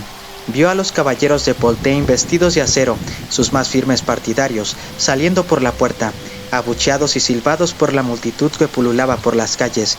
Vio saqueos y disturbios, y hombres de armas, cuyos escudos llevaban la insignia de Peya, que tripulaban las torres y se pavoneaban por los mercados. Por encima de todo, como un espejismo fantástico, vio el rostro oscuro y triunfante del príncipe Arpello de Peya. Las imágenes se desvanecieron. «Así que», se desgañitó Conan, «mi gente se vuelve contra mí en cuanto me dan la espalda». «No del todo», interrumpió Pelias. «Se han enterado de que has muerto. Creen que no hay nadie que los proteja de los enemigos exteriores y de la guerra civil. Naturalmente, recurren al noble más fuerte para evitar los horrores de la anarquía. No confían en los poitanos, recordando las guerras anteriores, pero Arpello está a mano, y es el príncipe más fuerte de las provincias centrales. Cuando vuelva a Quilonia, no será más que un cadáver sin cabeza, pudriéndose en el común de los traidores. Conan rechinó los dientes. Sin embargo, antes de que puedas llegar a tu capital, recordó Pelias, Estrabonus puede estar ante ti. Al menos sus jinetes estarán asolando tu reino. Cierto. Conan se paseó por la sala como un león enjaulado. Ni con el caballo más rápido podría llegar a Shamar antes del mediodía. Incluso allí no podría hacer nada bueno, excepto morir con la gente. Cuando la ciudad caiga, como caerá en pocos días, a lo sumo, de Shamar a Tamar hay 5 días de viaje, aunque se maten los caballos en el camino. Antes de que pudiera llegar a mi capital y levantar un ejército, Estrabón estaría martillando las puertas, porque levantar un ejército va a ser un infierno. Todos mis malditos nobles se habrán dispersado a sus propios feudos malditos al oír mi muerte. Y desde que el pueblo expulsado a Trocero de Poitain, no hay nadie que pueda mantener las codiciosas manos de Arpello fuera de la corona y del tesoro de la corona. Entregará el país Estrabón a cambio de un trono falso, y tan pronto como Estrabón le dé la espalda, provocará una revuelta. Pero los nobles no lo apoyarán, y eso solo le dará a Estrabón una excusa para anexar el reino abiertamente. Oh, Crom y Miriset, si tuviera alas para volar como un rayo hasta Tamar. Pelias, que estaba sentado golpeando el tablero de jade con las uñas, se detuvo repentinamente y se levantó como si tuviera un propósito definido, indicando a Conan que lo siguiera. El rey obedeció, sumido en sus malhumorados pensamientos, y Pelias lo condujo fuera de la cámara hasta un tramo de escaleras de mármol y oro que desembocaban en el pináculo de la ciudadela, el techo de la torre más alta. Era de noche, y un fuerte viento soplaba a través de los cielos llenos de estrellas, agitando la negra melena de Conan. Muy por debajo de ellos titilaban las luces de Khor-Shemsh, aparentemente más lejanas que las estrellas que tenían encima. Pelias parecía retirado y distante aquí, uno en la fría grandeza no humana con la compañía de las estrellas. Hay criaturas, dijo Pelias, no solo de la tierra y el mar, sino también del aire y de los confines de los cielos, que habitan aparte, sin que los hombres las conozcan. Sin embargo, para aquel que posee las palabras maestras y los signos y el conocimiento que subyace a todo, no son malignos ni inaccesibles. Observa y no temas. Levantó las manos hacia los cielos y emitió una larga y extraña llamada que parecía estremecerse sin cesar en el espacio, disminuyendo y desvaneciéndose, pero sin llegar a extinguirse, solo retrocediendo más y más en algún cosmos que no había naufragado. En el silencio que siguió, Conan oyó un repentino batir de alas en las estrellas y retrocedió cuando una enorme criatura, parecida a un murciélago, se posó a su lado. Vio sus grandes y tranquilos ojos mirándole a la luz de las estrellas. Vio los 40 pies de extensión de sus gigantescas alas y vio que no era ni murciélago ni pájaro. Monta y cabalga, dijo Pelias. Al amanecer te llevará a Tamar. Por Crom, murmuró Conan. ¿Es todo esto una pesadilla de la que pronto despertaré en mi palacio de Tamar? ¿Qué hay de ti? No te dejaría solo entre tus enemigos. Estate tranquilo respecto a mí, respondió Pelias. Al amanecer el pueblo de Khor-Shemsh sabrá que tiene un nuevo amo. No dudes de lo que los dioses te han enviado. Me reuniré contigo en la llanura junto a Shamar. Dudando, Conan se subió a la espalda de la cresta, agarrando el cuello arqueado, todavía convencido de que estaba en las garras de una pesadilla fantástica. Con un gran impulso y un trueno de alas de titán, la criatura levantó el vuelo, y el rey se mareó al ver que las luces de la ciudad se apagaban muy por debajo de él. La espada que mata al rey corta las cuerdas del imperio. Proverbio aquilano. Las calles de Tamar estaban repletas de turbas que aullaban, agitando puños y picas oxidadas. Era la hora antes del amanecer del segundo día después de la batalla de Shamu, y los acontecimientos habían ocurrido tan rápidamente que aturdían la mente. Por medios que solo Sota Yanti conocía, la noticia de la muerte del rey había llegado a Tamar media hora después de la batalla. El resultado fue el caos. Los varones habían abandonado la capital real, alejándose al galope para asegurar sus castillos contra los vecinos merodeadores. El reino bien unido que Conan había construido parecía tambalearse al borde de la disolución, y los plebeyos y los comerciantes temían la inminencia de un retorno del régimen feudal. El pueblo clamaba por un rey que lo protegiera tanto de su propia aristocracia como de los enemigos extranjeros. El conde Trocero, dejado por Conan a cargo de la ciudad, trató de tranquilizarlos, pero en su terror irracional recordaron las viejas guerras civiles y cómo este mismo conde había asediado Tamar 15 años antes. Se gritó en las calles que Trocero había traicionado al rey, que planeaba saquear la ciudad. Los mercenarios comenzaron a saquear los barrios, arrastrando a los mercaderes que gritaban y a las mujeres aterrorizadas. Trocero se abalanzó sobre los saqueadores, ensució las calles con sus cadáveres, los hizo volver a su barrio en medio de la confusión y arrestó a sus líderes.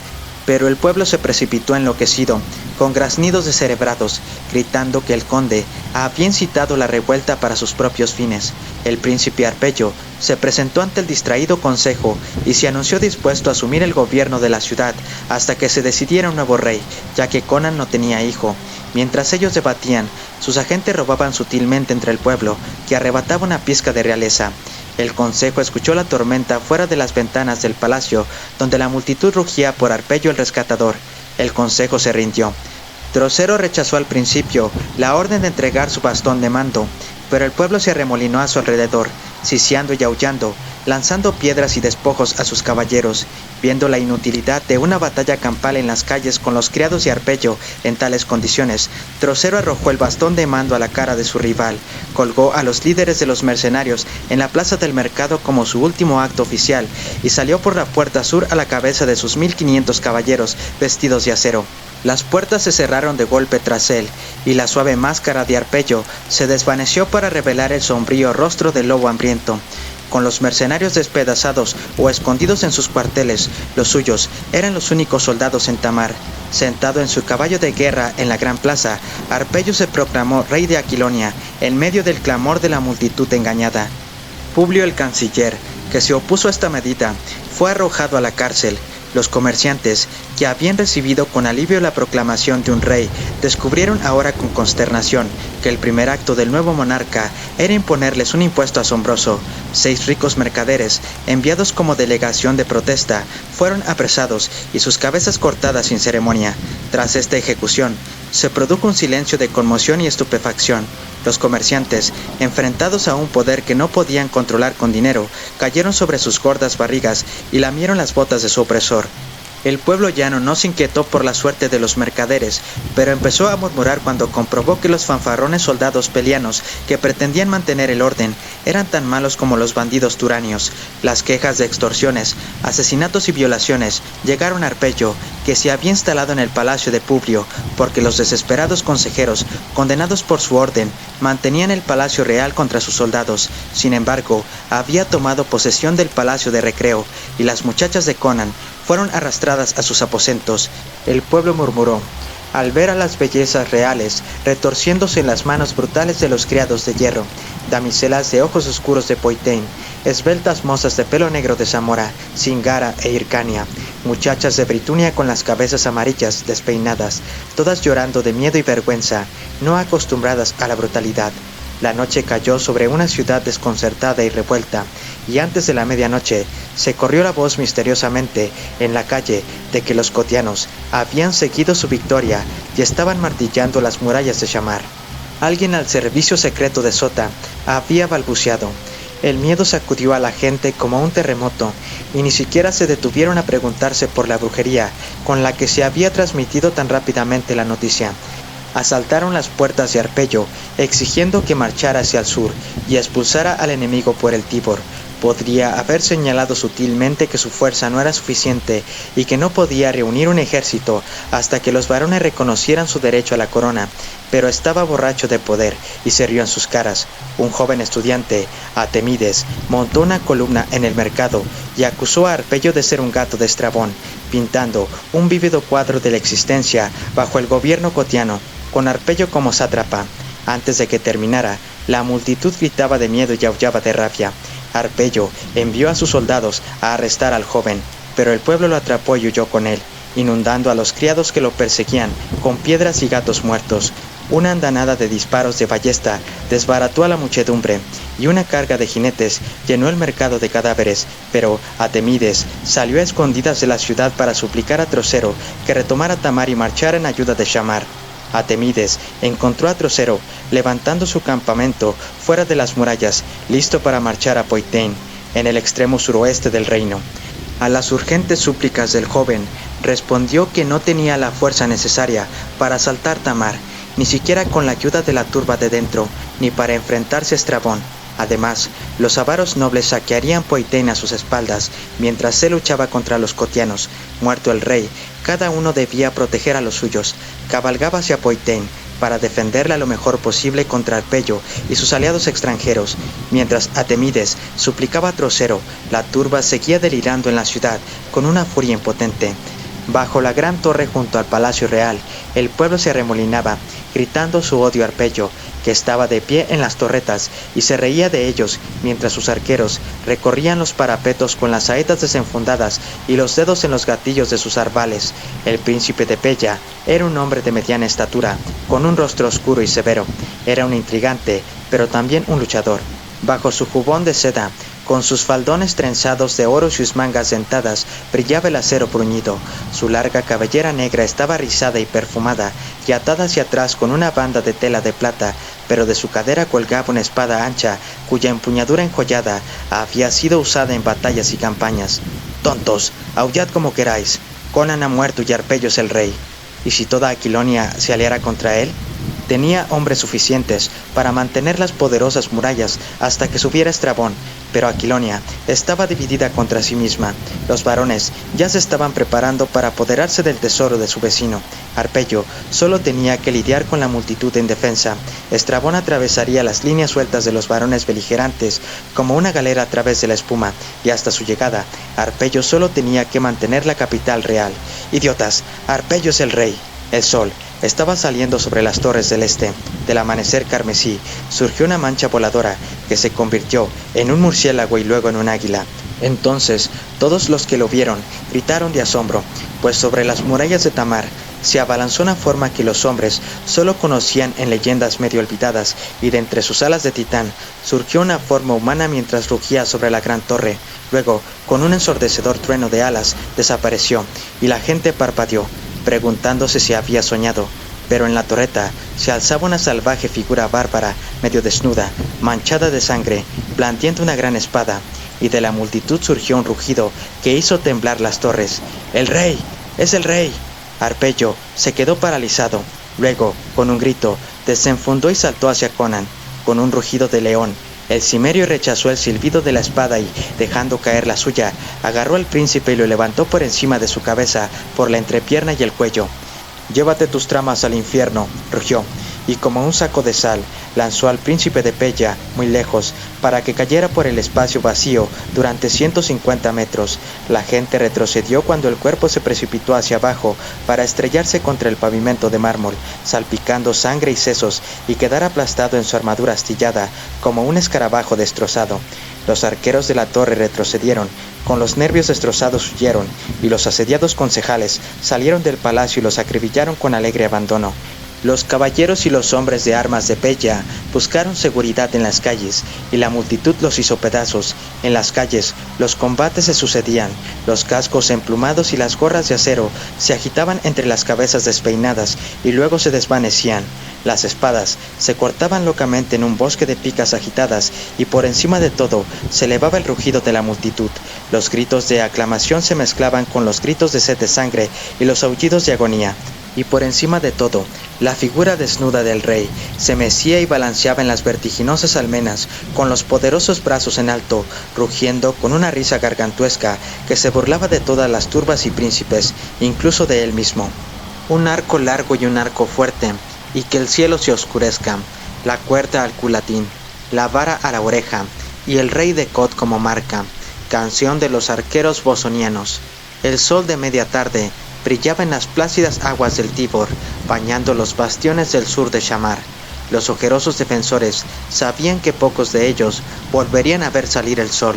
Los pabellones de los sitiadores salpicaban la llanura. Los habitantes de Shamar no habían podido disputar con éxito el cruce del río, superados en número.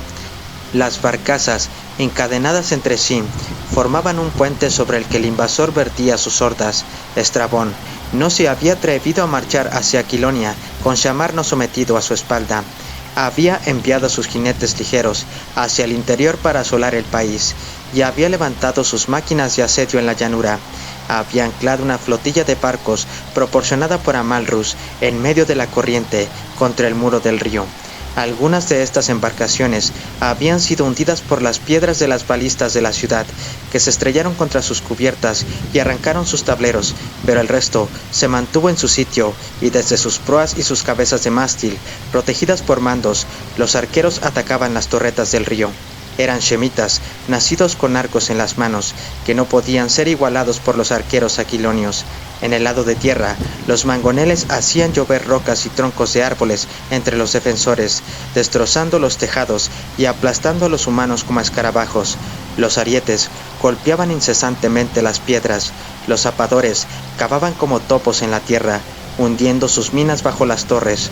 El foso había sido represado en su extremo superior y vaciado de su agua. Se había llenado de rocas, tierra y caballos y hombres muertos. Bajo las murallas pululaban las figuras acorazadas, golpeando las puertas, levantando escalas, empujando las torres de asalto, repletas de lanceros contra las torretas. La esperanza había sido abandonada en la ciudad, donde apenas 1500 hombres resistían a 40.000 guerreros. No había llegado ninguna noticia del reino cuyo puesto de avanzada era la ciudad. Conan estaba muerto, gritaban exultantes los invasores. Solo las fuertes murallas y el valor desesperado de los defensores los habían mantenido a raya tanto tiempo, y eso no podía bastar para siempre. La muralla occidental era un amasijo de escombros en el que los defensores tropezaban en el cuerpo a cuerpo con los invasores. Las otras murallas se estaban doblando a causa de las minas que había bajo ellas, y las torres se inclinaban borrachas. Ahora, los atacantes se estaban concentrando para una tormenta. Los olifantes sonaron, las filas de los acorazados se alinearon en la llanura. Las torres de asalto, cubiertas de pieles de toro, avanzaron con estruendo. Los habitantes de Shamar vieron los estandartes de God y Ofir ondeando uno al lado del otro en el centro, y distinguieron entre sus relucientes caballeros la esbelta y letal figura de Amalrus con cotas de oro y la forma achaparrada y con armadura negra de Estrabonus, y entre ellos había una forma que hizo que los más valientes se estremecieran de horror, una delgada figura de buitre con una túnica de película.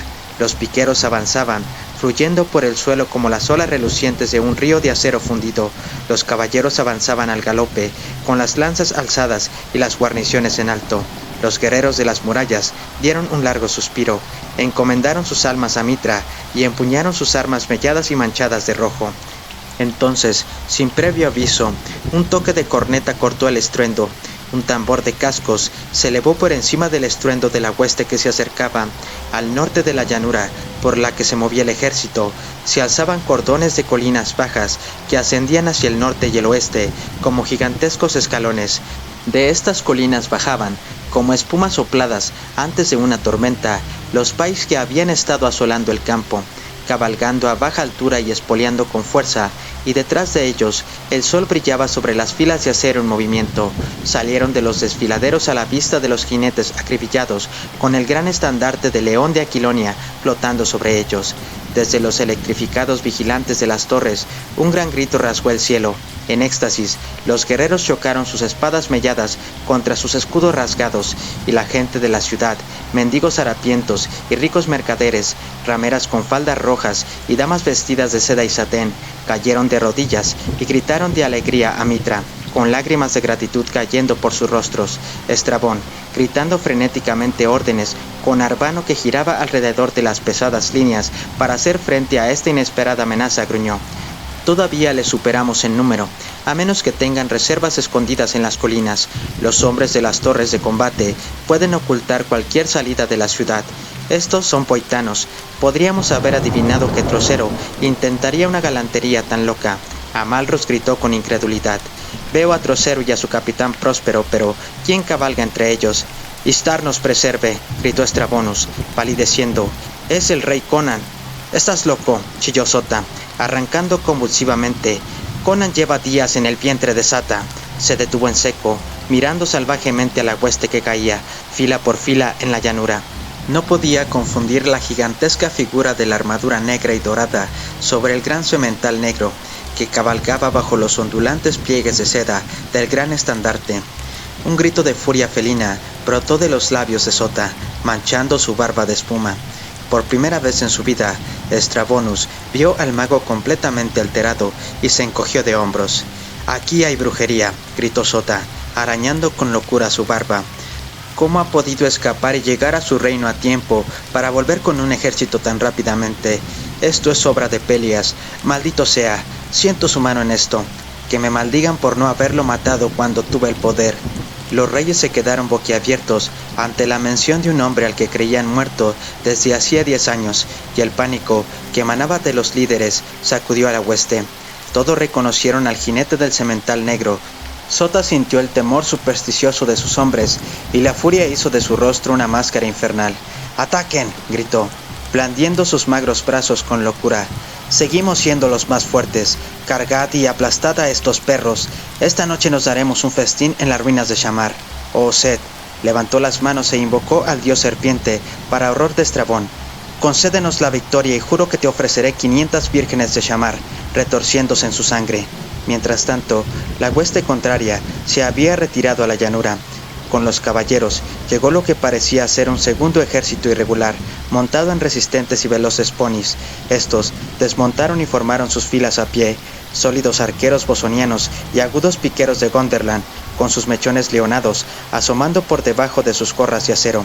Era un ejército variopinto, el que Conan había reunido, en las salvajes horas que siguieron a su regreso a la capital. Había alejado la turba espumosa de los soldados pellanos que sostenían los muros exteriores de Tamar y los había puesto a su servicio. Había enviado a un veloz jinete trastrocero para traerlo de vuelta.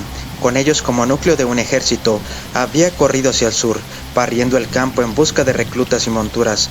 Los nobles de Tamar y de los campos circundantes habían aumentado sus fuerzas y había reclutado gente de todas las aldeas y castillos a lo largo de su camino.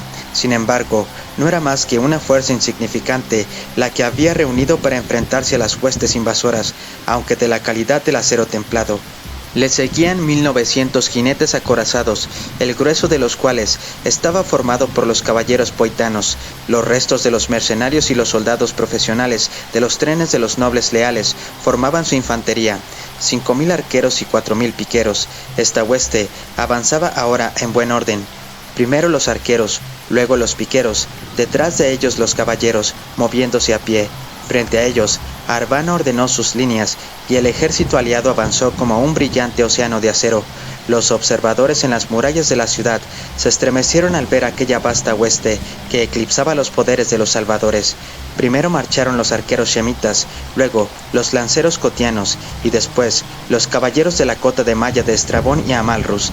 La intención de Arbanos era obvia: emplear a sus hombres de a pie para barrer la infantería de Conan y abrir el camino para una carga abrumadora de su caballería pesada. Los shemitas abrieron fuego a 500 metros y las flechas volaron como el granizo entre las huestes, oscureciendo el sol.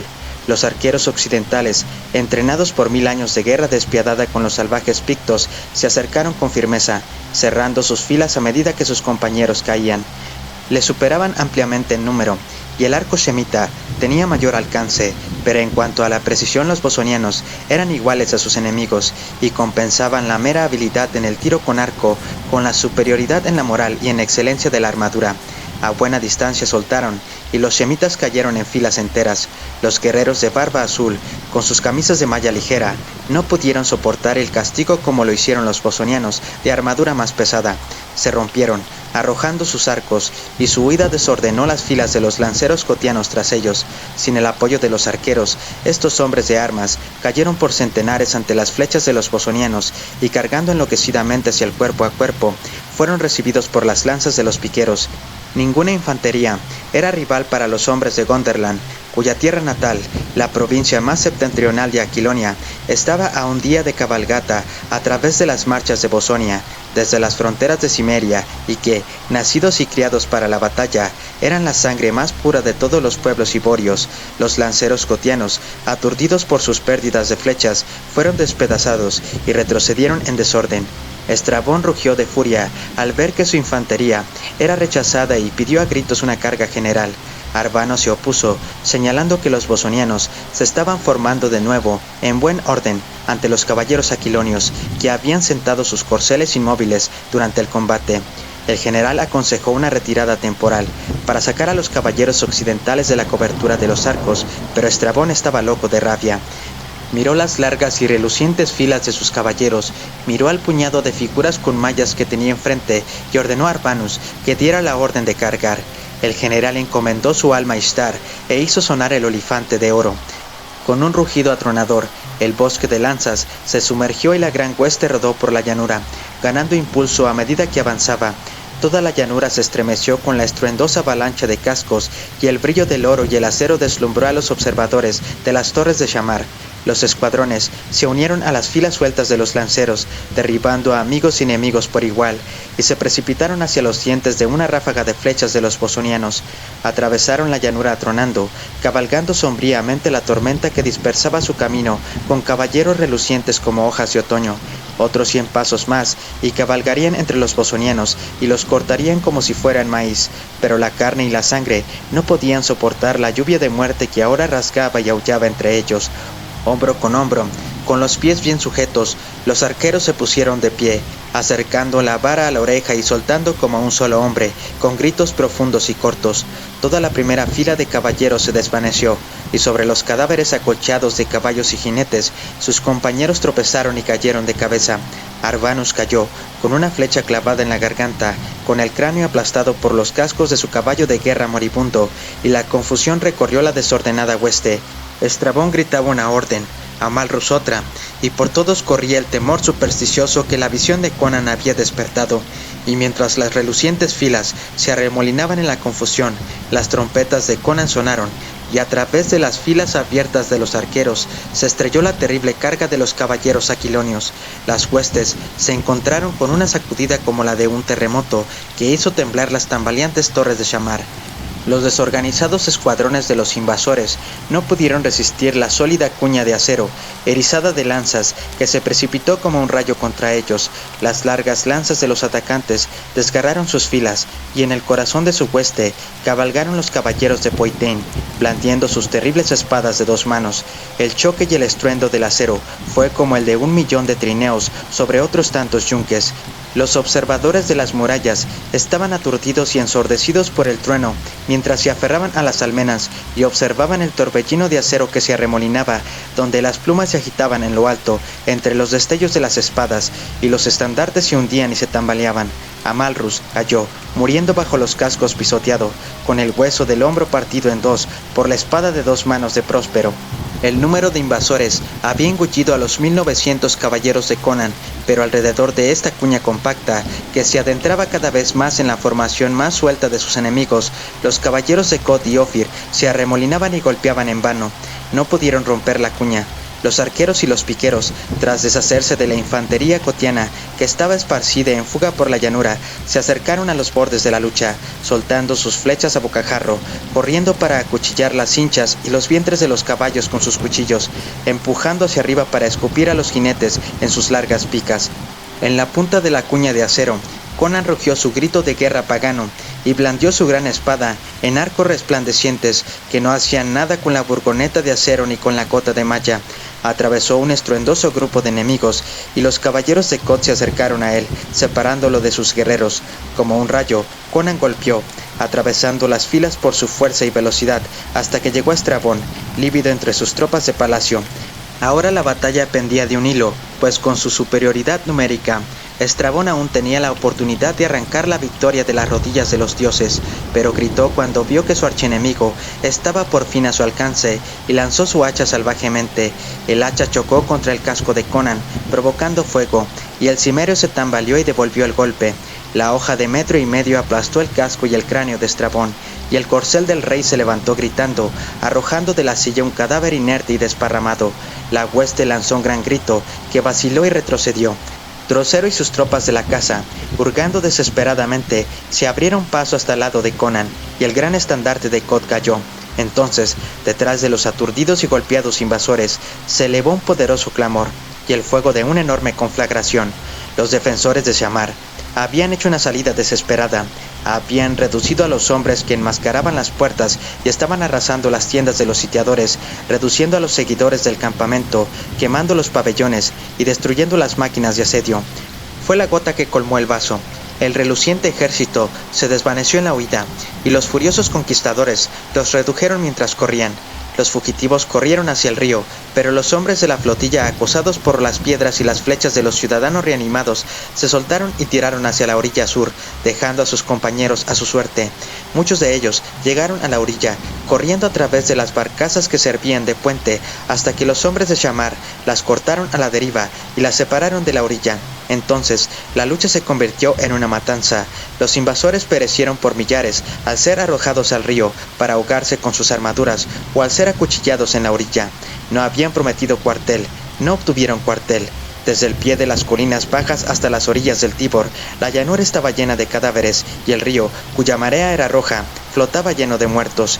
De los 1900 caballeros que habían cabalgado hacia el sur con Conan, apenas 500 vivían para presumir de sus cicatrices, y la matanza entre los arqueros y los piqueros era espantosa, pero la gran y brillante hueste de Estrabón y Amalrus fue cortada a hachazos, y los que huyeron fueron menos que los que murieron.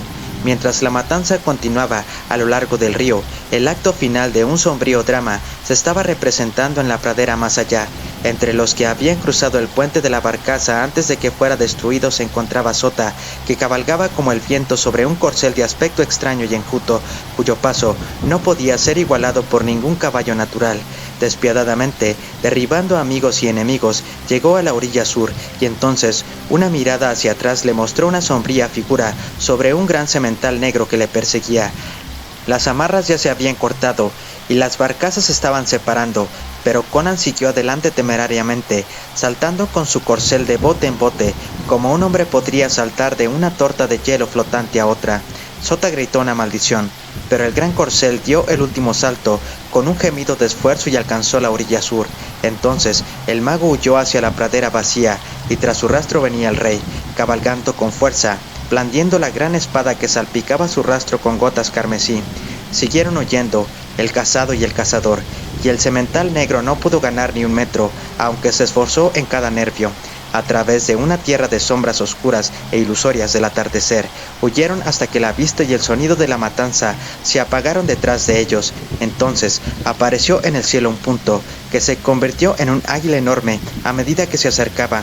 Bajando en picado desde el cielo, se abalanzó sobre la cabeza del corcel de Sota, que gritó y se encabritó, lanzando a su jinete. El viejo Sota se levantó y se enfrentó a su perseguidor. Sus ojos eran los de una serpiente enloquecida, su rostro una máscara inhumana. En cada mano sostenía algo que brillaba, y Conan sabía que allí tenía la muerte. El rey desmontó y se acercó a su enemigo, con el tintineo de su armadura y su gran espada en alto. «Otra vez nos encontramos, mago», sonrió salvajemente. «No te acerques», gritó Sota, como un chacal enloquecido por la sangre. «Te arrancaré la carne de los huesos. No podrás conquistarme. Si me cortas en pedazos, los trozos de carne y hueso se reunirán y te perseguirán hasta tu perdición. Veo la mano de Pelias en esto, pero os desafío a ambos. Soy Sota, hijo de...» Conan se precipitó, con la espada reluciente y los ojos rasgados por la cautela. La mano derecha de Sota se acercó y retrocedió, y el rey se agachó rápidamente. Algo pasó junto a su cabeza con casco y explotó detrás de él, abrazando las arenas con un destello de fuego infernal. Antes de que Sota pudiera arrojar el globo en su mano izquierda, la espada de Conan atravesó su magro cuello. La cabeza del mago salió disparada de sus hombros en un arco de sangre, y la figura de la túnica se tambaleó y se desplomó ebria. Sin embargo, los ojos negros y enloquecidos miraron a Conan sin atenuar su luz feroz. Los labios se retorcieron terriblemente, y las manos tantearon, como si buscaran la cabeza cortada. Entonces, con un rápido movimiento de alas, algo se abalanzó desde el cielo, el águila que había atacado al caballo de Sota. En sus poderosas garras, recogió la cabeza chorreante y se elevó hacia el cielo, y Conan se quedó mudo, pues de la garganta del águila brotó una risa humana, con la voz del hechicero Pelias. Entonces ocurrió algo espantoso, pues el cuerpo sin cabeza se levantó de la arena y se alejó tambaleándose en un vuelo espantoso sobre patas rígidas, con las manos ciegamente extendidas hacia el punto que se aceleraba y disminuía en el cielo oscuro. Conan se quedó de pie, como si estuviera convertido en piedra, observando hasta que la veloz figura tambaleante se desvaneció en el crepúsculo que purificaba los prados. «Crom». Sus poderosos hombros se crisparon. «Una murra en estas peleas de magos. Pelias me ha tratado bien, pero no me importa no verlo más.